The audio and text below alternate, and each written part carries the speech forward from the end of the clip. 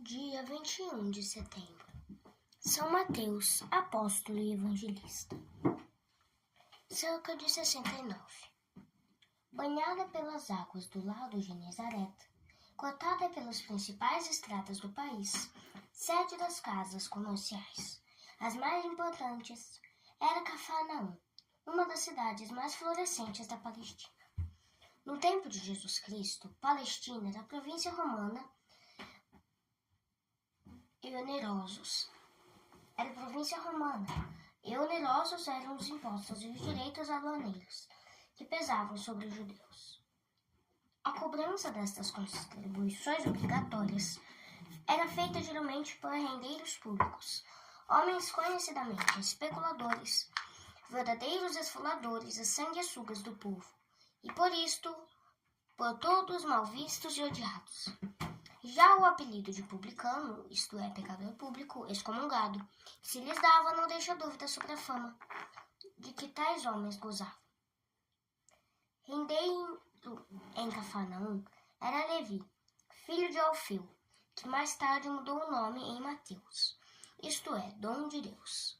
Cafarnaum era a cidade pela qual Jesus Cristo mostrava grande simpatia, tanto que os santos evangelhos a chamam sua cidade. Na sinagoga ou na praia do lago, doutrinou frequentemente e curou muitos doentes. Foi numa dessas ocasiões que Jesus, tendo pregado na praia, passou perto do telônio de Levi, parou e disse a este: segue. Levi levantou-se imediatamente, abandonou o rendoso negócio. Mudou de nome e de vida. Não é provável que esta mudança tão radical tenha sido fruto de um entusiasmo espontâneo.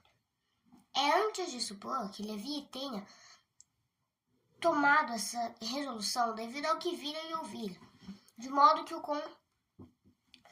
convite positivo do Divino Mestre lhe tenha posto termo às últimas dúvidas sobre a orientação na vida futura. De São Jerônimo, que Levi, vendo Nosso Senhor, ficou atraído pelo brilho da divina majestade, que fulgurava nos olhos de Jesus Cristo. Converteu-se Levi, diz Beda, o venerável, porque aquele que o chamou pela palavra lhe dispôs o coração pela graça divina. Mateus deu em seguida um grande banquete de despedida aos amigos e colegas, e convidou também a Jesus e aos discípulos. Os fariseus e escribas, que, com olhos de lince, observavam todos os gestos do mestre, vendo que este aceitara o convite, acusaram-no, dizendo: este homem anda com publicanos e pecadores, e banqueteia-se com eles. Também os discípulos de Jesus tiveram que ouvir repreensões. Como é que vosso mestre se senta à mesa com os pecadores? Jesus, porém, respondeu-lhes: não são os sãos, mas sim os doentes que necessitam do médico. Não vinha chamar os justos, senão os pecadores. Daí em diante, Mateus foi um dos discípulos mais dedicados ao Divino Mestre e seguiu-o por toda a parte. Logo depois da ascensão de Jesus Cristo e da vinda do Espírito Santo, pregou Mateus, junto com os outros apóstolos, o Santo Evangelho nas províncias da Palestina. E como os demais apóstolos, julgou-se feliz em poder sofrer injúria por amor do nome de Jesus. Foi São Mateus, entre os apóstolos, o primeiro que escreveu um relatório da vida e morte de Jesus Cristo, dando a este livro o título de Evangelho, que significa Boa Nova. Este Evangelho era escrito em sírio-chaldaico para o uso dos primeiros cristãos da Palestina. São Bartolomeu levou consigo uma cópia para as Índias. Quando os apóstolos se espalharam por todo o mundo, São Mateus dirigiu-se para a Arábia e a Pérsia, onde sofreu cruéis perseguições pelos sacerdotes indígenas. São Clemente de Alexandria diz que São Mateus era um homem de mortificação e penitência e que alimentava-se só de ervas, raízes e frutas. Sofreu maus tratos na cidade de Mirmené. Os pagãos arrancaram-lhe os olhos e, preso com algemas, esperou no cárcere o dia em que devia ser sacrificado aos deuses, por ocasião de grande festa idólatra. Deus, porém, não abandonou seu servo. Mandou-lhe um anjo que lhe curou a vista e o libertou da prisão. São Mateus seguiu então para a Etiópia. Também lá o demônio quis tolher-lhe os passos. 2 feiticeiros de grande fama opuseram-se-lhe. Mas São Mateus venceu-os pela força esmagadora dos argumentos e pelos milagres que fazia. Em nome de Jesus Cristo. Removido este obstáculo, o povo aceitou a religião de Deus manado. Foi por intermédio de Eunucho da rainha. Do eunucho da rainha Candace, o mesmo a quem São Filipe batizou, que São Mateus obteve entrada no Palácio Real. Lá havia grande luto pela morte do jovem príncipe herdeiro Eufranão.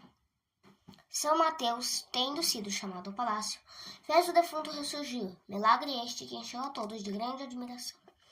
O rei, em sinal de alegria e gratidão, mandou arautos por todo o país deitarem pregão da seguinte ordem: Súbditos, vinde todos à capital ver um Deus, que apareceu entre nós em forma humana.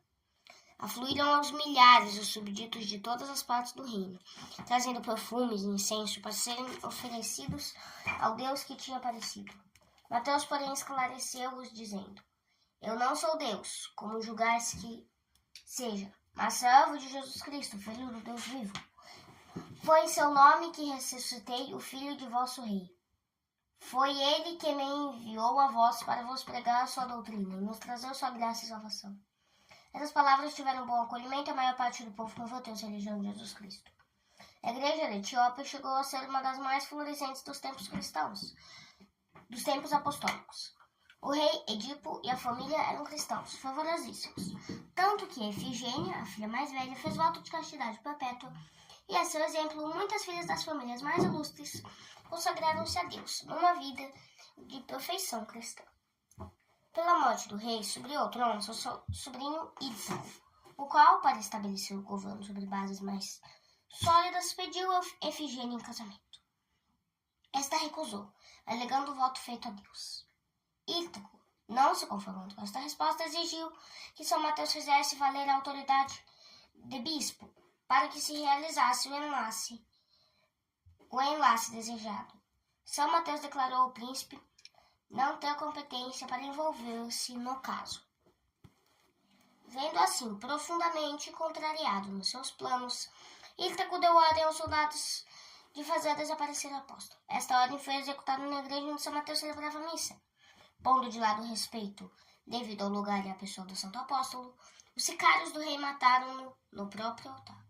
O corpo do santo mártir foi por muito tempo objeto da grata veneração do povo cristão da capital. No ano de 930 foi transportado para Salerno, na Itália, onde até hoje é festejado como padroeiro da cidade do bispado. Reflexões. São Mateus, dos apóstolos, talvez mais inteligente, mais rico, antes de sua vocação não era santo. Pelo contrário, das acusações que os judeus levantavam contra Nosso Senhor, era esta uma das mais graves. Ele come com os pecadores, aludindo ao gabeleiro. No entanto, a prontidão com que seguiu o convite, a ordem do Divino Mestre, não foi menor que a dos outros apóstolos.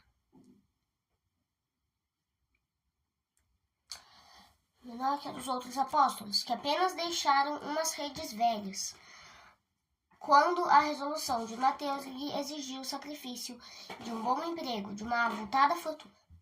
A São Mateus devemos o belíssimo Evangelho, que tantos e tantos episódios da vida de Jesus Cristo nos relata. A São Mateus é devida a transmissão dos mais belos discursos do Divino Mestre. São Mateus, de publicano, de pecador, tornou-se grande amigo, apóstolo, salvador, e glorioso é o trono que possui no reino de Deus. Esses traços da vida de São Mateus são muito de molde, animar os pobres pecadores, que, conscientes de sua miséria, facilmente se entregam ao desânimo, senão ao desespero. Deus não quer a perdição de ninguém. Também o pecador mais monstruoso tem acesso ao trono da misericórdia divina, desde que se resolva a quebrar as cadeias do pecado, a fazer séria penitência e a entregar-se a Deus. Se a grande maldade dos homens, maior é a misericórdia divina, que acolhe benignamente a todos que se lhe dirigem, tendo o coração contrito e humilhado.